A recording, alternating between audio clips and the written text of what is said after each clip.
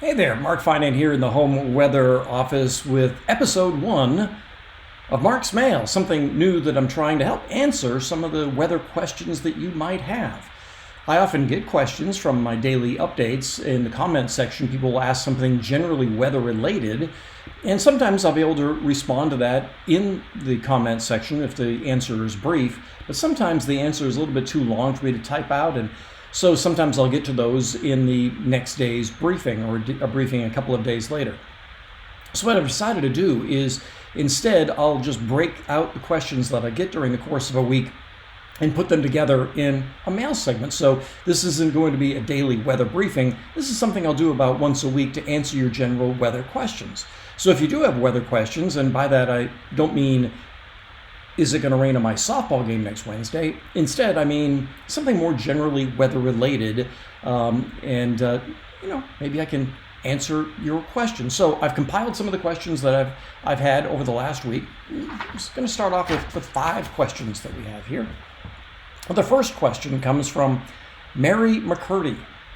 Her question is, why does the length of day change slowly around the solstice and more quickly around the equinox? Well, as I'm recording this here in late August, we are approaching the equinox, and right now we're losing about 2 to 3 minutes a day of daylight. But by the time we get into December, the length of daylight will only change by a few seconds per day. And so when you think about it, if you're going from the solstice, let's say, the solstice. If you're going from the summer solstice, the sun angle is as high as it's going to get. And from there, it accelerates quickly down to the south. But by the time you get toward the equinox, everything is going very rapidly. But by the time you get to the solstice, you're just kind of rounding the bend. So in other words, the Earth's tilt doesn't really change too much as we're going around the sun. So if you look at a graph of it, the graph just kind of slowly changes direction. So it's almost as if, let's say you're going down the highway and you're going in a straight line. And that's kind of what you're doing between the solstice and the equinox. You're going in a straight line. Well, when you're going in a straight line on the highway, you're going about as fast as you're going to go. But when you get to around a corner, you're changing direction. If you're doing a 180, you're going to slow down and then slowly accelerate out of that 180. And that's kind of what happens here. And it's a sine wave showing just how the length of day does change. But it accelerates as we're getting to the midpoint around the equinox, then slows down around the solstice, both in the summer and in the winter. I know it's kind of a wonky sort of explanation, but yeah, that's why it happens. We do not see the length of day change uniformly throughout the year. Like I said, in December and June, the length of day changes by just a few seconds a day. But in March and September, the length of day changes by 2 or 3 minutes a day. Mary, I hope that helped. Brian, 67101, says, the animated satellite view shows the clouds going in 2 directions in the same spot sometimes. Curious what conditions cause wind currents to go in different directions at different elevations. Well, let me give you a clear visualization of that's happening right here. Okay, so we have clouds coming this way. This is in Southern California.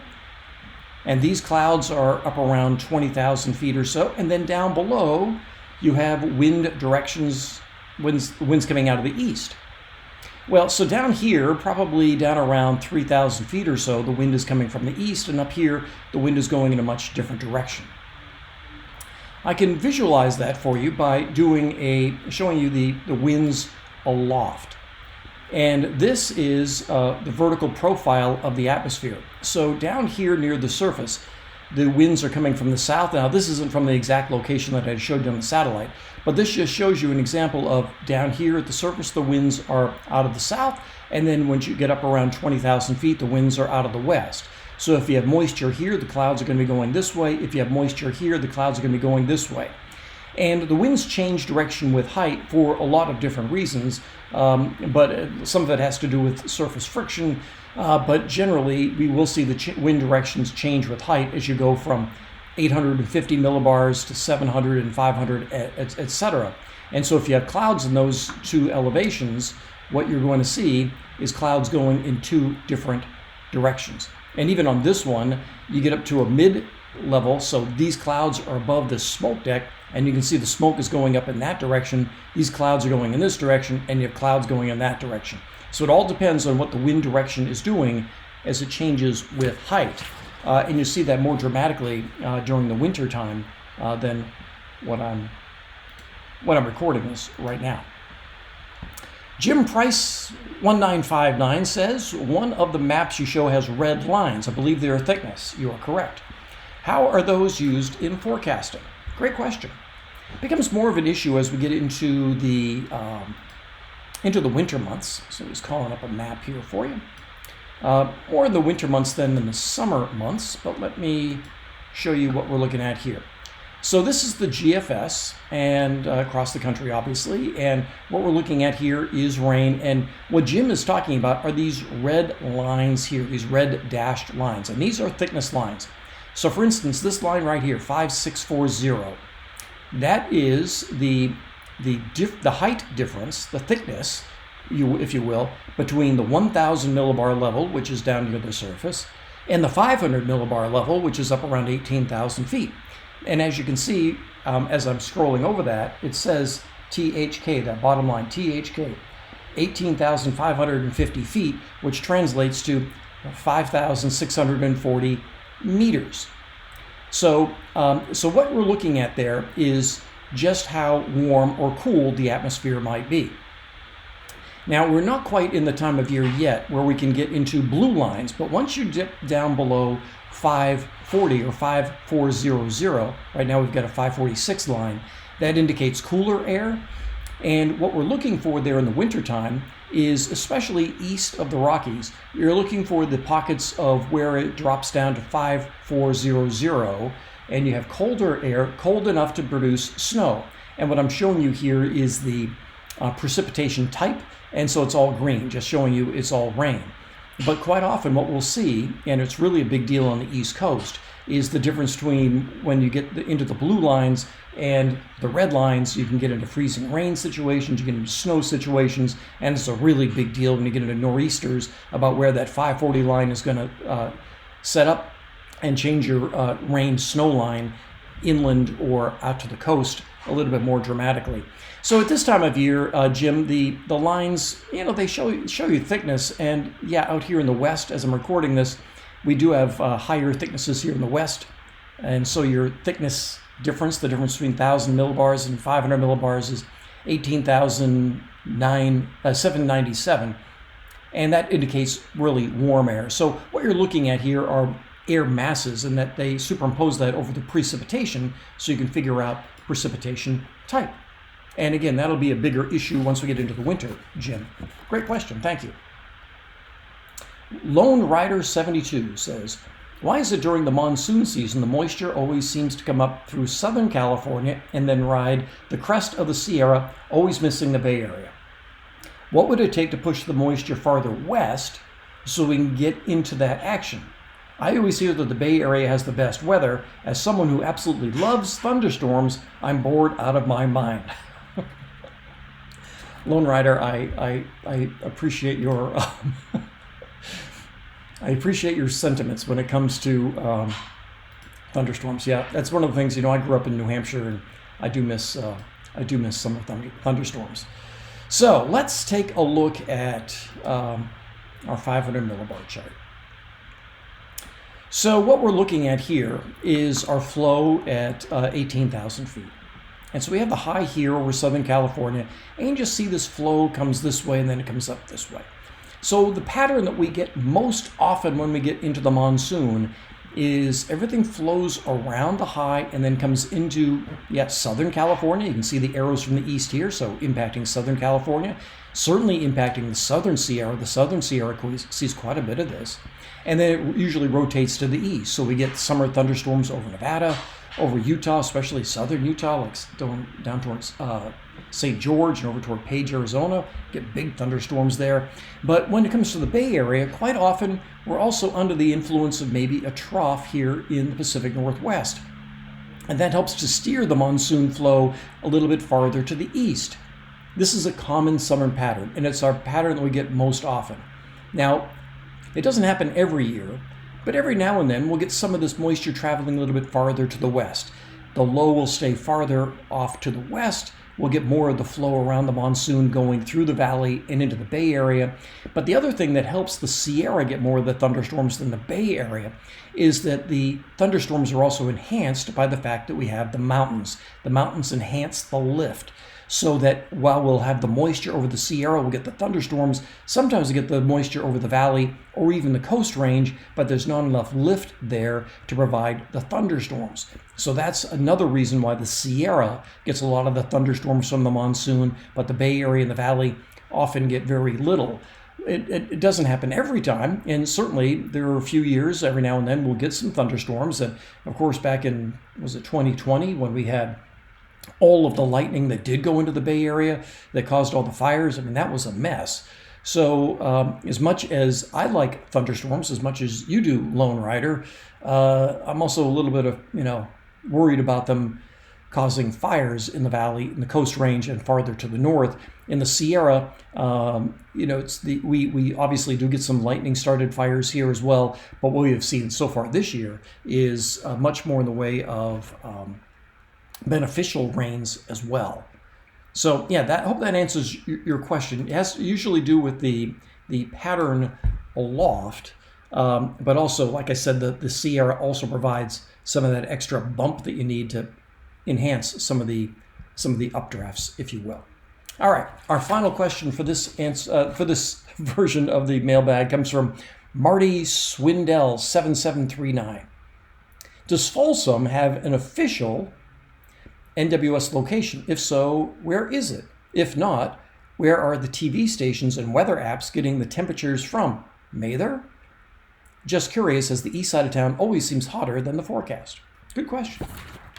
So let me get to official. Okay. So for this, I'm going to Mezzo West. Mezzo West is a great site. Also run by the University of Utah, a fine institution, if I may say so myself. Alma mater, go Utes. So this is, when you go to Mezzo West, there are a few different things that you can choose from over here. First, you can choose the state, and then you can choose the network, and I've chosen the NWS network. So what you're looking at here, as I look at the Sacramento area, are the NWS stations. So of course you have SAC International, SMF, you have McClellan, you have Mather, and you have SAC Executive Airport. So these are considered official NWS sites. You'll notice there's nothing in Folsom, there's nothing in Cameron Park, but we have one in Placerville, and we have one at Westover Field near Jackson. So there's nothing here so to answer your first question, there is not an official NWS location in Folsom. Now, I don't know if it's the current case, but I know when apps first started to become very popular, they would take your zip code and then take the nearest location. So if you're in Folsom, yes, quite often they would use Mather. Whether they do that now or not, I don't know. I don't use weather apps other than Radar Scope, so I just don't like the way they work, the things that they try to tell you. Anyway, so yes, quite often they would give you so it's Mather Field. Now there are locations that report in Folsom. So for that, I'll go to Mezzo West again, but instead of going to the NWS, I'll go to all networks over here. So there are PG&E sites, there are all sorts of sites here. So if you look here at Folsom, there's one here that actually looks like it's not too far from the prison. Not too far from the prison, because here's where the Rainbow Bridge is. You go east of the Rainbow Bridge. That's not too far from where the prison is. Anyway, and then there's one here at Folsom Lake. And then there's one here that says Atlantic Gold Hill. And then there's another one here that just says Folsom. And it looks like that is like right off Bidwell. So it could be, and I don't know, because I don't know the way apps work these days. They might glom onto one of these sites. And the same thing with the TV station. If a TV station is telling you that it was, 75 degrees in Folsom, they may be using one of these sites. But if you look just here, just in this one grab that I have, you see that one location in Folsom has 66, another one has 75.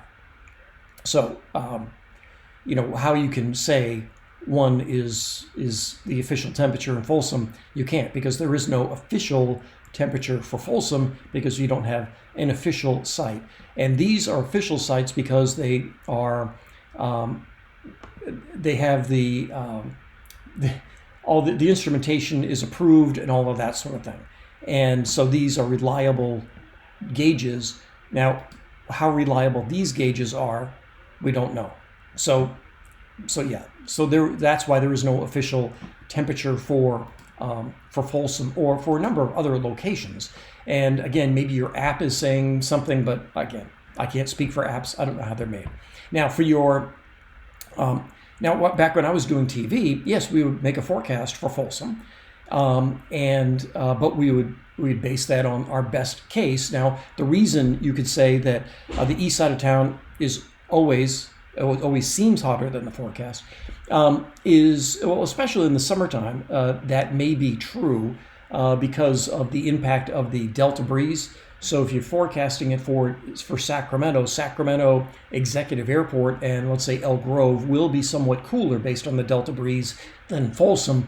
Folsom will cool off a little bit later. However, Folsom, when you get a downslope wind at night, will often see some cooling spots as well. And it really depends on where in Folsom you are. If you're out toward Prairie City, those areas will run cooler, and maybe some areas down by the river itself will run cooler. But if you're, let's say, north of the river, in some of those areas, they will actually run a little bit warmer as you get up closer to the dam and the lake.